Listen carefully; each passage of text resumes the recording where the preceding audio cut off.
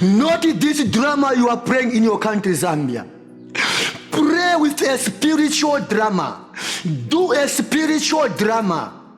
When the king and Haman was invited to the banquet, they find already the queen has prepared everything. The place was looking beautiful. The place was looking shining like never before. But now what happened? When Haman was entering in the courtroom, he found Mordecai and he had something to say from his heart.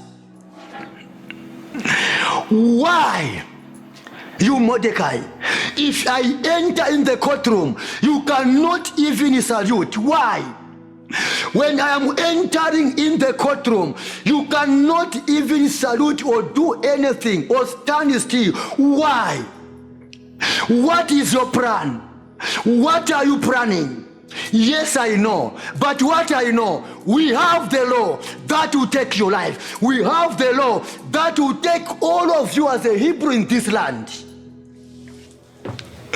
And that was thinking of Haman, forgetting that tomorrow the law can turn over. The law can go in vice versa. The law can go in its own way. Who knows?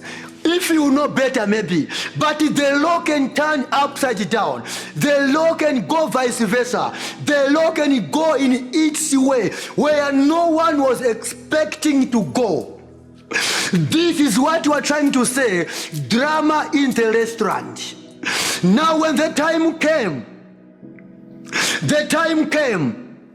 when the king and Haman was gathered in that banquet. Indeed, yes, that king came, then Haman came. And the queen says, yes, today I am here to answer the question from my wife. Remember, this king married a Jew. The same people they wanted to kill is the same people the queen married. And in the law they said, we shall go and kill all the Jews. Now the question of a king, of a queen, was very simple. Yes, master. Yes, I know you are my king. I know you are my husband.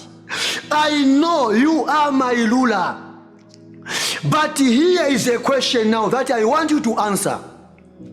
According to your law, the law that I'm sitting in today, it says every Jew must be killed, eliminated from this Hebrew land.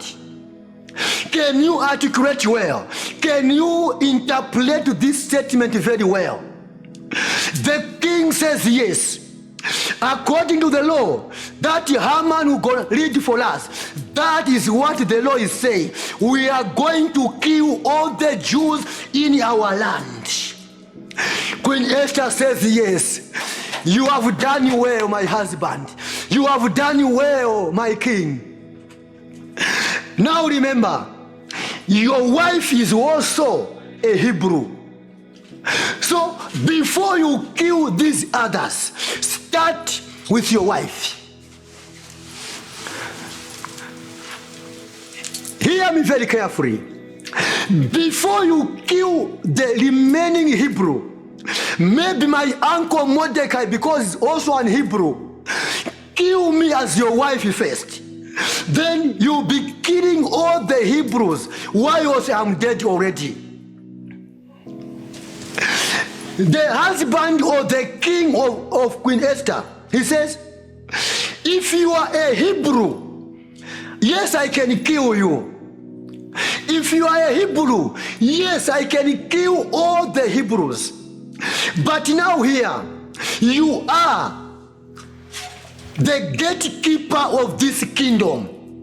Every woman, whether ni wechakolwa, whether ni we uchitofya bulalelale mungande wabamo, you are a gatekeeper. And that king says, Esther, you are a gatekeeper.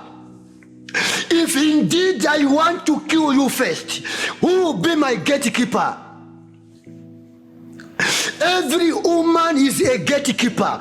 When the queen goes away, the woman keeps the house. Remember, we have the president in our country. We have the vice in our country, when our president, his excellency, goes away, the vice president remains taking care of everything. Why?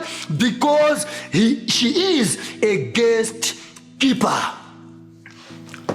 Now listen.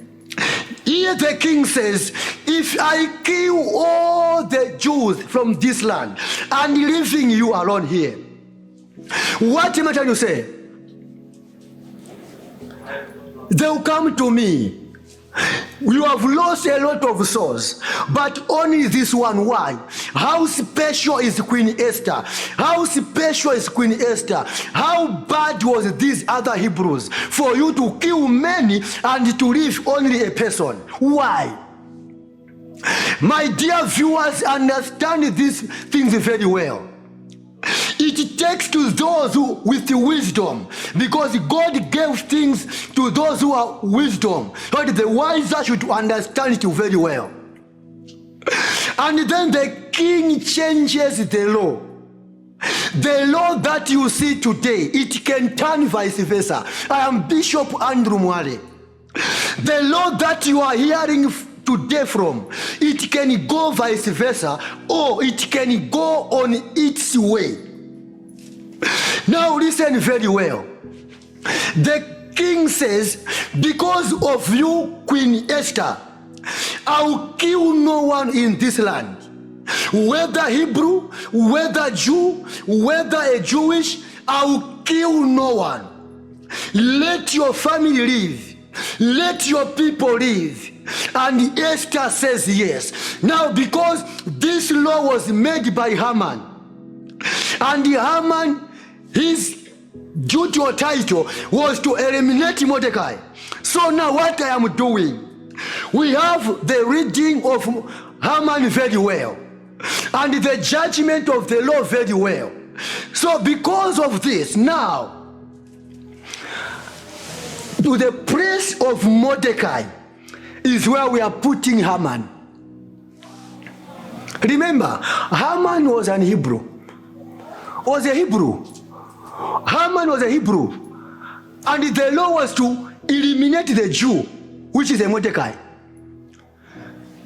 Now, because God chooses a wife with a wisdom to a king, a wife with wisdom, a gatekeeper who was full with wisdom, the judge of the judgment went vice versa.